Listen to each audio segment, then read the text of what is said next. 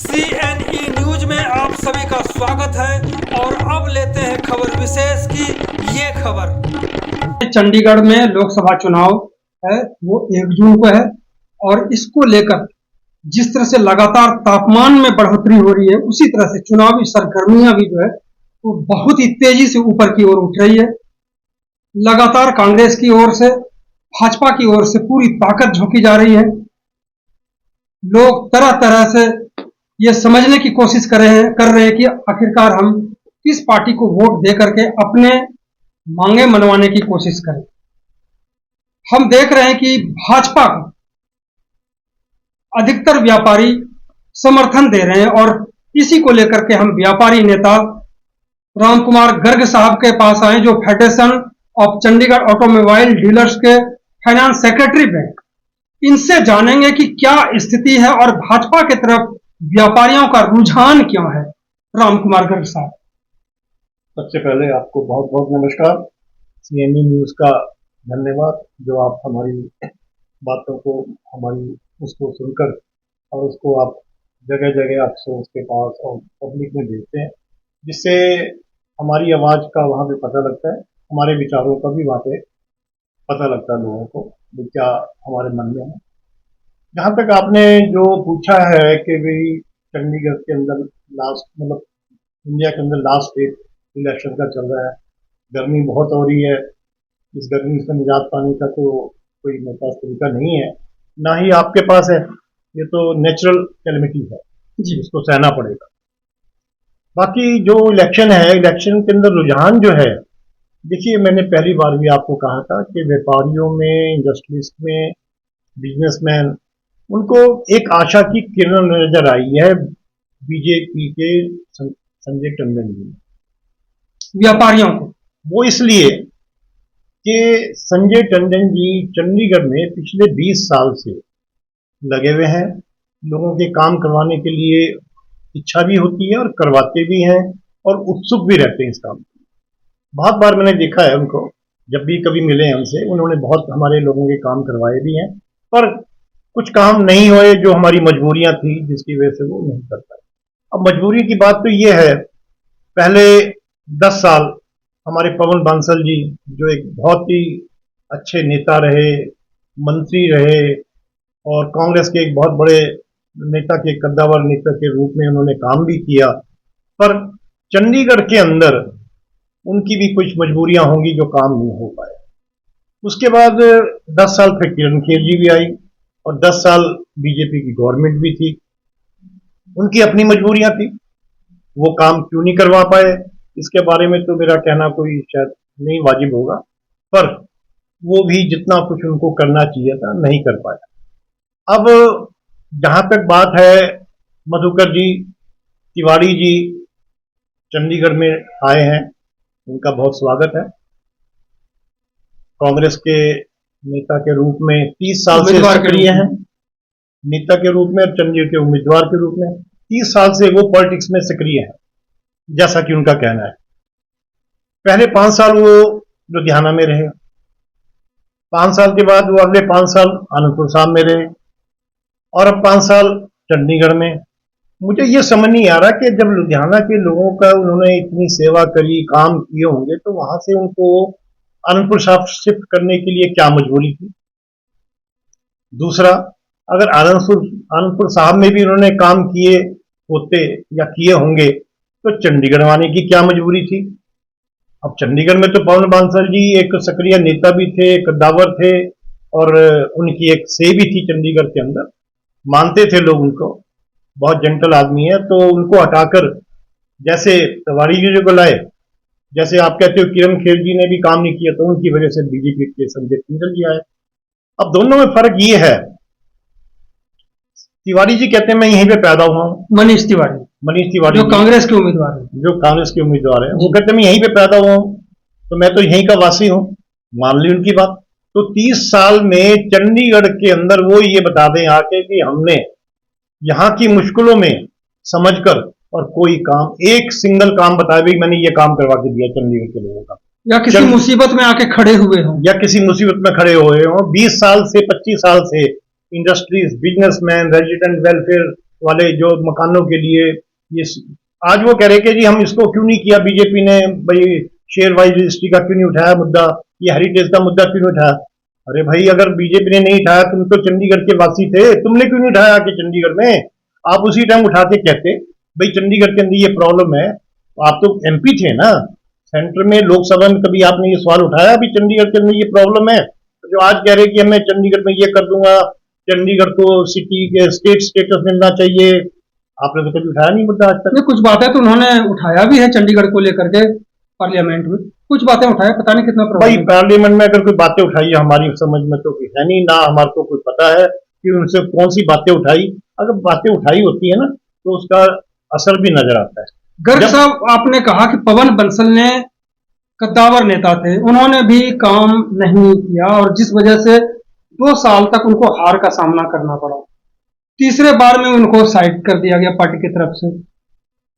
फिर किरण खेर आई, काम तो उनके टाइम में भी नहीं हुआ, काम किरण खेर के भी टाइम में नहीं हुआ। आप संजय टंडन पर जो भाजपा के उम्मीदवार हैं उन पर भरोसा क्यों और मनीष तिवारी पर भरोसा क्यों नहीं, जबकि दोनों ही पार्टी के लीडर ने आप लोगों के साथ धोखा किया, वायदा खिलाफी किया या काम नहीं किया, टंडन पे भरोसा क्यों? इसके बारे में मेरा ये कहना है, जो आपने कहा कि पवन बंसल जी के टाइम में और किरण खेर जी के टाइम में काम नहीं हुए, वो मैंने आपको पहले ही कह दिया भी ये काम नहीं हुए थे, जिसके बारे में मैं बार बार आपको रिपीट करूं उसका कुछ फायदा नहीं है। अब जो संजय टंडन जी में हमें भरोसा है, वो भरोसा इसलिए है कि सेंटर में तो देखो मोदी जी ने आना ही आना, इसमें तो कोई दो राय नहीं है। और अगर संजय टंडन जी आते हैं, बीजेपी के एमपी बन के जाते हैं, तो चंडीगढ़ के लोगों को ये भरोसा है कि वो जरूर काम करवाएंगे, जो पिछले 20 साल 25 साल में नहीं हुए वो 6 महीने में, साल में, 2 साल में। मेरी तो पर्सनल मुलाकात भी हुई है उनसे, हमारी मीटिंगें हुई हैं। उन्होंने कहा भी देखो 6 महीने साल की बात तो है ही है, बाकी विद इन 2 ईयर्स के अंदर मैं कोशिश होगी कि जो भी पेंडिंग मुद्दे हैं ये मैं सारे खत्म कराऊं, चाहे मुझे यहाँ पे लोकल एडमिनिस्ट्रेशन से बात करनी पड़े, चाहे सेंटर में जाके बात करनी पड़े, और मैं जो लोगों के किसी तरह के मुद्दे हैं उसको उठाकर उनको सॉल्व करवाऊंगा, हर तरह से करवाऊंगा। ये मेरी गारंटी है, ऊपर से हमारी मोदी जी की गारंटी है। इसीलिए बार बार मैं कह रहा हूं कि ये जो चीजें हैं, मोदी जी की क्या गारंटी आप मानते हैं? मोदी जी से बहुत आपको देखते हैं बहुत प्रभावित है। देखिए ऐसा है, हर एक आदमी किसी ना किसी पार्टी से जुड़ा हुआ है। मैं तो बचपन से बीजेपी आरएसएस का एक वर्कर भी रहा हूँ, बीजेपी का समर्थक हूँ, और मोदी जी के लिए तो मैं पूरी अपनी हर तरह से उनकी हर बात को समझता हूँ कि उनका एक वर्ड वो भगवान का दिया हुआ आशीर्वाद, इसमें कोई बात नहीं। इसके बाद भी इंडस्ट्रियलिस्ट व्यापारी परेशान है चंडीगढ़ के, मोदी जी से बहुत प्रभावित हैं, फिर भी व्यापारी परेशान है चंडीगढ़। आप घुमा फिरा के बहुत बात करते हो, मैं आपकी बात को समझ रहा हूँ।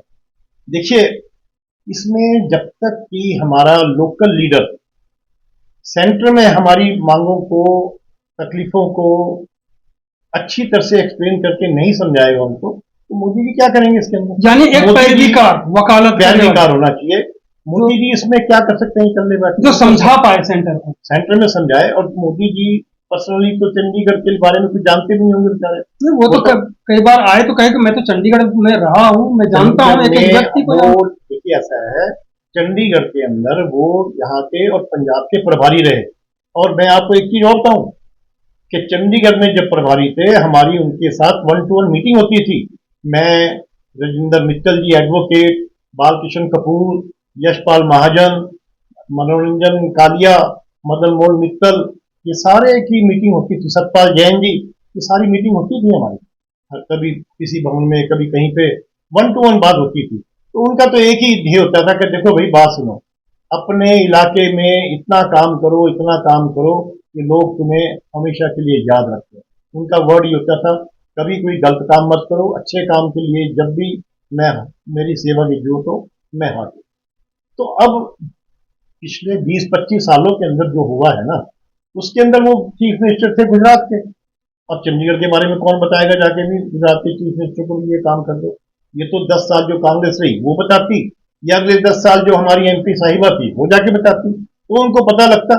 और फिर ये बात उनको बताने की जरूरत नहीं, गवर्नमेंट का जो मशीनरी है हमारा जो काम है होम मिनिस्ट्री से है या अर्बन डेवलपमेंट से है, उसमें जाके वो बताएंगे तो वो तकलीफें अपनी आप दूर हो जाती हैं।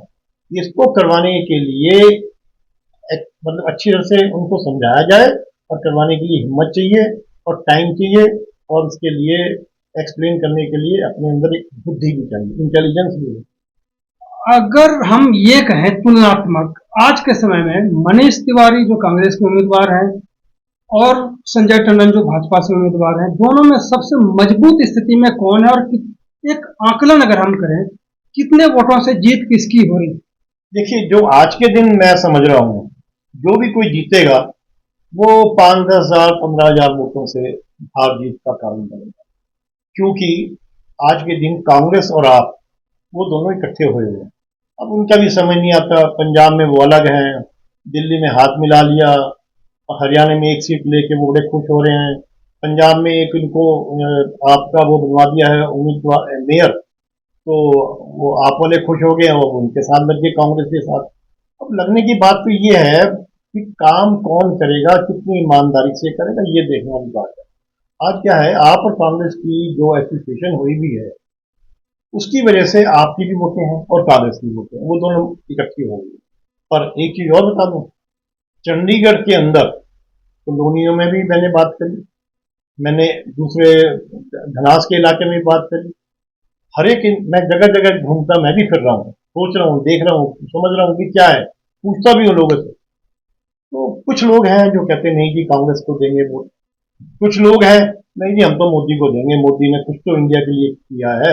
आप देखो ना, वन रैंक वन पे भी हो गया, जो मिलिट्री वाले मिले मुझे 2-4, और सबसे बड़ी बात एक बैंक का अधिकारी मिला मुझे, कहता जी हिंदुस्तान में पहली बार 70 सालों के अंदर 3 लाख करोड़ का प्रॉफिट प्राइवेट बैंकों ने दिया है, कभी आज तक सुना ही नहीं होगा। आज तक तो सभी लॉस है और गवर्नमेंट हमें पैसा दे तो आगे बैंक चलेंगे। 3 लाख करोड़ मधुकर जी किसे कहते हैं? और आपको बता दूं शेयर मार्केट कहां है आज, 5 ट्रिलियन। सिर्फ जापान, चाइना, अमेरिका, ये 3-4 कंट्री आगे हैं, बाकी इंडिया 5 ट्रिलियन पे आ चुका है। 5 ट्रिलियन किसे कहते हैं ये भी समझने की बात है, 50 लाख करोड़ हो गया। नहीं, आपने बहुत अच्छा समझाया, लेकिन मैं देखता हूं कि निजी जिंदगी में व्यक्तिगत तौर पर लोगों को क्या फायदा मिला है? ना रोजगार है, ना कोई संभावना है। आप 80 करोड़ लोगों को फ्री में खाना दे रहे हैं, यानी कि 80 करोड़ जनता फ्री खाने के मोहताज है। रोजगार अगर मिल जाए तो ये फ्री तो देने की जरूरत नहीं पड़े। आपकी बात वजह है, इसके अंदर मैं ये बताना चाहूंगा आपको कि जो फ्री खाना दे जा रहा है ना, ये हिंदुस्तान में किसी एक स्टेट या किसी एक डिस्ट्रिक्ट या किसी शहर में नहीं दे रहे, पूरे हिंदुस्तान में दे रहे हैं। बिल्कुल, वो इसलिए कोरोना के टाइम में आपने सुना होगा सुप्रीम कोर्ट ने ये आदेश दिया था कि जो आदमी खाने पीने से वंचित है उसको खाना पहुंचाया जाए, अन्न दिया जाए उसको, और उसी टाइम से ये पॉलिसी बनी और वो आज तक चल रही है। बाकी हर एक कोई कहता है जी मैं नौकरियां 1 करोड़ दे दूंगा, मैं 5 करोड़ दे दूंगा, मैं 30 लाख, अभी यहाँ पे भी हमारे मनीष तिवारी जी ने अनाउंस किया भी 30 लाख नौकरियां देंगे। मोदी जी भी जब शुरू में आए थे 2 करोड़ दे रहे थे। 2 करोड़ भाई, ऐसा है इसके लिए कोशिश करनी पड़ती है, सेंट्रल वाले हों चाहे स्टेट वाले हों। नौकरियां जब दे सकते हो जब शहर के अंदर इंडस्ट्री लगे, इंडस्ट्री को पूरा इंफ्रास्ट्रक्चर और फैसिलिटीज मिले, वो इंडस्ट्री प्रॉस्पर करे।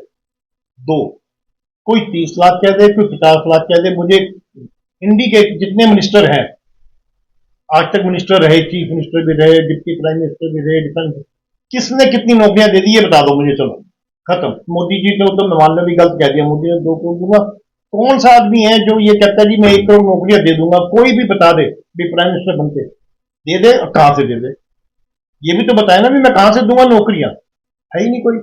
मारे जाओ, मैं 1 लाख रुपए महीना साल का दूंगा जी लेडीज को, मैं 6,000 रुपये वो दे दूंगा जी, मैं फलाना दे दूंगा। पंजाब के अंदर उन्होंने कहा था लेडीज को 1000 पता नहीं 2000 रुपया महीने का मिलेगा, दे दिया पंजाब वाला ना, दे दिया।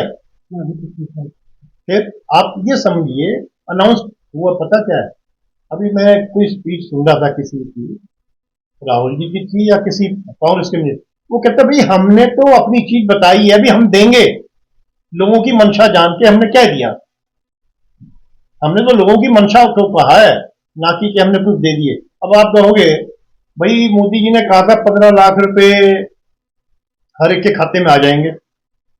आपने अगर पढ़ा हो और सुना हो असली तरह से, उन्होंने ये कहा था कि हम ये कोशिश करेंगे बाहर से ब्लैक मनी, स्विट्जरलैंड फलाना से इन लोगों का जो पैसा है वो लाएंगे।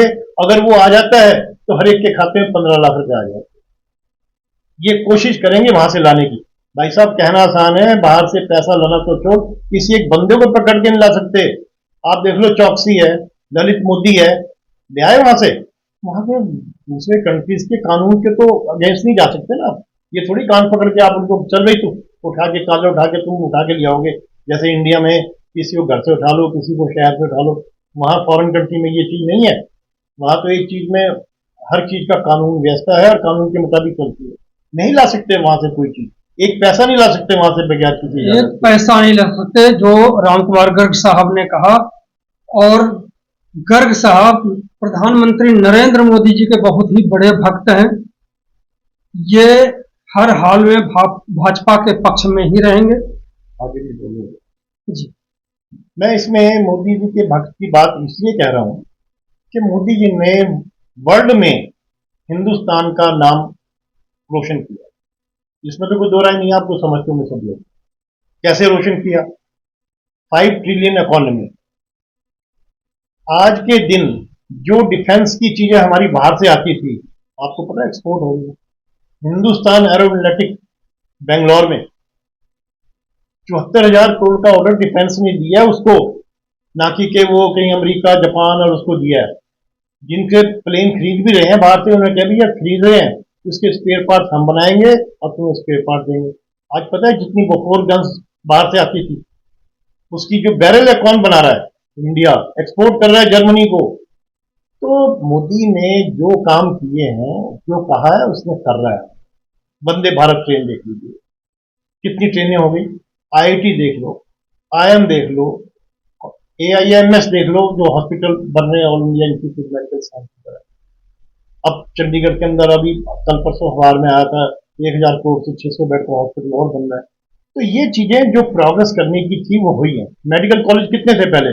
सन 14 से पहले, आप आज देखो उसकी संख्या 4 गुना हो गई है। इंजीनियरिंग कॉलेज बढ़े हैं, सब चीजों की बढ़ोतरी हुई। तो मोदी जी के लिए ऐसे ही नहीं मैं बोल रहा भी मोदी जी को मैं भगत बन गया, उसका बन गया। एक आदमी को देख के, उसकी लियाकत को देखते, उसकी सिंसियरिटी को देखते हुए आज मोदी जी 5 घंटे सोते हैं। आज तक मोदी ने 14-10 साल के अंदर यहाँ और पहले गुजरात के चीफ मिनिस्टर थे, एक भी कोई छुट्टी ली है? कभी सुना भाई हॉलीडे पे गए हैं आज वो? आप बता दीजिए। राजीव गांधी जी अपने पूरे बच्चों को लेकर लक्ष्य जा रहे हैं, कभी कहीं जा रहे हैं। हर एक आदमी जाता है। वाजपेयी भी जाते थे, हिमाचल आते थे। वाजपेयी जाते थे हिमाचल में, अपने घर पे आते थे, कभी कभी वो हफ्ते 10 दिन के लिए दूर। और मोदी जी के बारे में तो कभी नहीं सुना। ही सिंसियर टू हिज कंट्री। सबसे पहले आदमी को नेशनलिस्ट होना चाहिए, देशभक्त होना चाहिए, देशभक्ति की भावना होना चाहिए, तब ये चीजें होगी। अब ये देखिए, पंजाब के अंदर, हरियाणा के अंदर वो फार्मर्स की एजिटेशन चल रही है। आप एमएसपी के ऊपर मैं एक छोटी सी बात बताना चाहूंगा, शायद आपको मालूम होगी। अगर एमएसपी हिंदुस्तान में लागू होती है तो ये गेहूं का रेट जो आज 2200, 2300, 2400 पे गवर्नमेंट की एमएसपी का है, इट विल बी 40 रुपए किलो। गेहूं, आटा क्या भाव मिलेगा बताइए आप? 50 रुपए। जो जीरी गेहूं चावल के लिए आज 22 रुपए 20 रुपए है, वो कहते हैं 35 रुपए 30 रुपए कर दो, उसका चावल हो जाएगा 40 रुपए किलो। वो भाई 125-40 करोड़ आदमियों के लिए 5 करोड़ आदमियों को बेनिफिट कहां से दे देंगे? किसान लोग कह रहे हैं। और किसान लोगों में भी मैं एक चीज बताऊंगा, हमारे किसान भाई बहुत तरक्की करने वाले हैं। उनको तरक्की करनी चाहिए अपनी फसलों को उगाने में। ऑयल सीड लगाएं। बाजार में सरसों 45 रुपए है, गवर्नमेंट 56 रुपए उठा रही है। क्यों? सरसों तेल हमें बाहर से इंपोर्ट करने पड़ते हैं, दालें इंपोर्ट करनी पड़ती है, दालें लगाएं। फ्रूट्स सेब बाहर से आ रहा है, फ्रूट्स के गार्डन लगाएं। सब्जियां ऐसी ऐसी लगाएं जो बाहर से इंपोर्ट करते हैं, वो लगाएं। सब बिकती हैं, सब लेते हैं। अब एक बात और भी है, अगर आपको जी मैंने टमाटर लगाए थे, मैं टमाटर सबको फेंक जाऊं, नहीं बिक रहे भाई। 10 एकड़ में अगर टमाटर लगाओगे तो वो आपका बिक जाएगा। अगर तुमको 40 एकड़ में सारी में टमाटर लगा के मैं मार्केट में बेचूं, कहां से बिकेगा? दूसरा, अब आ जाओ जी, आप कॉन्ट्रैक्ट फार्मिंग शुरू की थी, आपको पता होगा कॉन्ट्रैक्ट फार्मिंग शुरू हुई थी पंजाब में। उन्होंने क्या कहा था, बीज हम देंगे, खाद हम देंगे, आपकी लेबर हम देंगे, आपने उगा के सारा माल हमें देना है, इस रेट पे देना है आपने। वो कहते नहीं नहीं नहीं, तो हमारे खेती खा जाएंगे। अरे भाई, जब कॉन्ट्रैक्ट फार्मिंग का मतलब ये है कि आपको जो चीज दी जा रही है वो वहां के लेने के हकदार है, जमीन पे तो कोई हक नहीं जमा रहा, कोई कहां से ले जाएंगे जमीन आपकी वो। इस चीजों को समझने की जरूरत है। हमारे क्या है, किसी टाइम में अकाली दल वालों ने ये कहा था कि कांग्रेस बेवकूफ बना रही है, बिजली से, पानी से बिजली निकाल के दे रही। अरे पानी में से जब बिजली निकल जाएगी तो पानी में तो कुछ रहेगा, तुम्हारे खेतों में क्या पैदा होएगा? आपको तो याद होगा ये चीज, ये समझाई जाती है। तो किसान भाई, जो छोटे किसान हैं, उनको मदद की जरूरत है। गवर्नमेंट मदद करती भी है और करनी चाहिए, अच्छी तरह से करनी चाहिए। बाकी एजिटेशन नहीं करनी चाहिए। ऐसे सड़कों पर बैठ के किसान लोग हैं, हमारे भाई हैं, वो भी हमारे लिए अन्न पैदा करते हैं, हम उनको समझते हैं। अब वो कहते हैं हम तो अन्नदाता हैं। अरे भाई, तुम अन्नदाता हो तो तुम ट्रैक्टर कहां से ला रहे हो, खाद कहां से ला रहे हो, कपड़े कहां से पहन रहे हो, बर्तन कहां से ला रहे हो, गैस कहां से ला रहे हो? एक अनाज की गेहूं लगा के तुमने सब काम कर दिया, भाई हम अन्नदाता हो। अन्नदाता हर एक कोई है, जो भी मजदूरी करके काम कर रहे, रोटी खा रहा है, वो सब अन्नदाता है। आज किसान पे आप बरस रहे हैं जैसे। नहीं नहीं, मैंने आपको क्या कहा, छोटे किसानों को मदद की जरूरत है और सरकार को आगे आके मदद करनी चाहिए। बैंकों को भी करनी चाहिए, सरकार को भी करनी चाहिए, स्टेट लेवल में, डिस्ट्रिक्ट लेवल पे, अपने छोटे तहसील लेवल पे उनकी तकलीफों को समझ के उनकी हेल्प करनी चाहिए। तो वो सड़क पे क्यों बैठेंगे? आज भी अगर छोटे किसान सड़कों पे बैठे हैं तो उनकी मजबूरी भी है, उस मजबूरी को समझ के उनको हेल्प करनी चाहिए। जिस तरह से पैसे से हेल्प हो सकती है पैसे से करो, खाद चाहिए खाद दे दो, बीज चाहिए बीज दे दो। तो किसान को हर एक चीज मिल भी रही है, सब्सिडी मिल रही है, पानी फ्री है, बिजली फ्री है, ट्रैक्टर के ऊपर टैक्स कम है, मशीनरी के ऊपर टैक्स कम है। अब इन चीजों को देखते हुए उनको फैसिलिटी दी जा रही है और उनको लगता है भी शायद नई फैसिलिटी पूरी हो रही है तो नहीं दी जा रही है, तो आप उनके लिए मदद करो उनकी।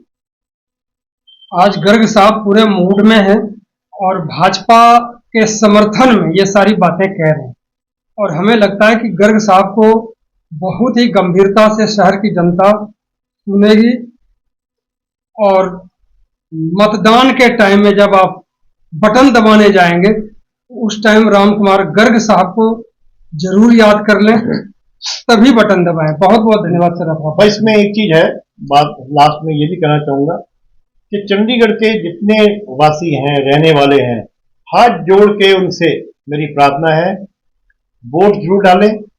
देश के हित में है, नेशन के हित में है, आपके हित में है, शहर के हित में है। इस वोट के अधिकार को अपने वेस्ट ना जाने दें और जो आपके भाई बंद हो, जो आपके अड़ोस पड़ोस, उनको भी रिक्वेस्ट करें कि भी अपना वोट डाल के आए और वोट डाल के मतदान करके अपने आप को एक हिंदुस्तान के नागरिक के रूप में समझ के इसका जरूर पालन करें। Thank you very much. CNE news का बहुत बहुत धन्यवाद और मधुकर जी खासतौर पे आपका बहुत धन्यवाद। राजन जी, आप हमारे आवाज को आगे पहुंचाते हो। Once again I am very thankful to news agency and both. CNE news के साथ बने रहने के लिए आप सभी का बहुत बहुत धन्यवाद।